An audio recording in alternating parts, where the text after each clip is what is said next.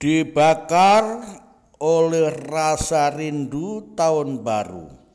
Ambil petuah dari pengkhotbah.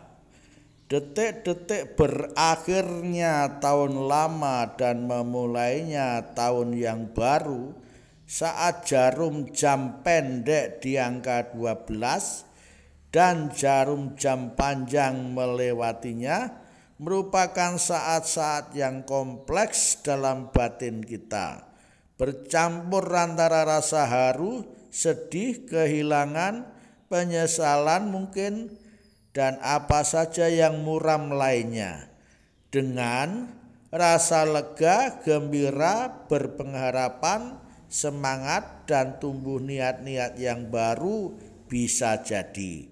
Tapi bisa saja tidak merasakan apa-apa alias acuh tak acuh dan menganggap bahwa di tahun baru tidak ada sesuatu pun apapun yang baru. Barangkali sikap seperti ini yang dirasakan oleh pengarang kitab Pengkhotbah yang menyebut dirinya anak Daud abad 3 sebelum Masehi. Pandangan penulis kitab Pengkhotbah tentang dunia fana ini bernada pesimistik. Menurutnya hidup di dunia ini kurang bermakna dan kebahagiaan duniawi bersifat sementara. Namun di sisi lain, penulis kitab Pengkhotbah meyakini dan memahami akan adanya hidup abadi di dunia kekal. Di alam baka itulah yang lebih berarti daripada hidup di dunia yang fana ini. Nada pesimistik ini antara lain dikatakan dalam bentuk pertanyaan yang menggugah dan menggugat kita. Sementara kita sering melakukan ritual tahun baru. Misalnya, adakah sesuatu yang dapat dikatakan, lihatlah ini baru, lihatlah itu baru, bandingkan bab 1 ayat 10. Kita sering mengatakan tentang banyak barang atau hal sebagai sesuatu yang baru, termasuk tahun. Sedangkan pengkhotbah sudah berketetapan, apa yang pernah ada akan ada lagi, dan apa yang pernah dibuat akan dibuat lagi. Tak ada sesuatu yang baru di bawah matahari. Lihat bab 1 ayat 9. Pengkhotbah melihat jagat dari sisi fisik. Memang dilihat dari sisi ini, tahun baru hanyalah hitungan baru bumi berputar. Jadi memang tidak ada yang baru. Salah satu kesimpulannya adalah segala sesuatu menjemukan. Apakah rasa jemu yang ada di dalam diri manusia sesuatu yang negatif? Bisa iya, bisa tidak.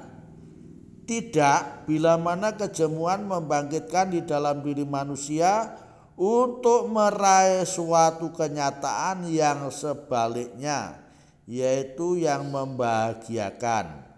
Dan iya jika kejemuan menjerumuskan manusia ke dalam jurang keputusasaan. Padahal yang pertama itulah, yang tidak itulah malah yang ingin dikobarkan dalam diri manusia oleh si pengkhotbah. Karena itu di balik nada pesimistiknya, pengkhotbah berkehendak menyulut api optimistik. Maka pantaslah perasaan yang campur aduk atau kompleks di tahun baru itu disatukan dalam semangat yang menyala. Untuk itu, acara penyalaan api unggun di tengah lingkaran manusia-manusia yang mengelilinginya menandakan niat, tekad, dan semangat yang baru di tahun yang baru. Kita kobarkan kerinduan akan kehidupan yang baru. Kalau dikatakan pengkhotbah bahwa mata tidak kenyang melihat, telinga tidak puas mendengar, lihat bab 1 ayat 8, akan tiba saatnya segala sesuatu akan terpenuhi. Yang di dunia ini baru kita alami sedikit saja. Kata kesia-siaan yang berulang kali disebut pengkhotbah antara lain berarti kecil yang nantinya akan besar, yang nantinya akan dilengkapi, diperkaya, dan disempurnakan. Ya tentu saja oleh Allah, ya hanya Allah.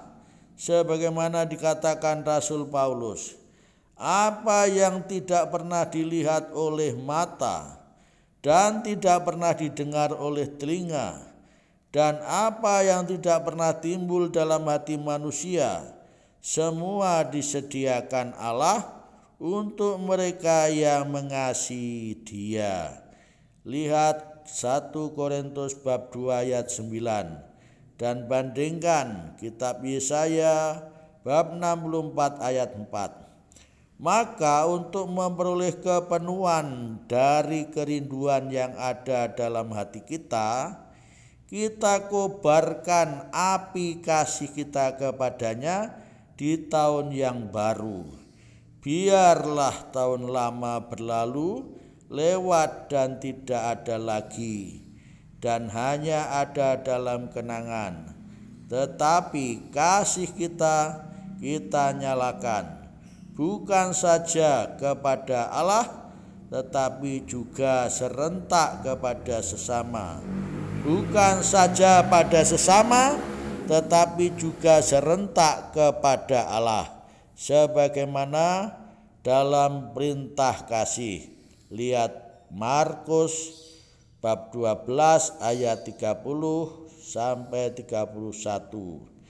Semoga di tahun yang baru segala aktivitas, tugas, tanggung jawab, pekerjaan, pelayanan, pengabdian, cita-cita dibakar dan dikobarkan oleh semangat kasih. Tuhan memberkati kita. Amin.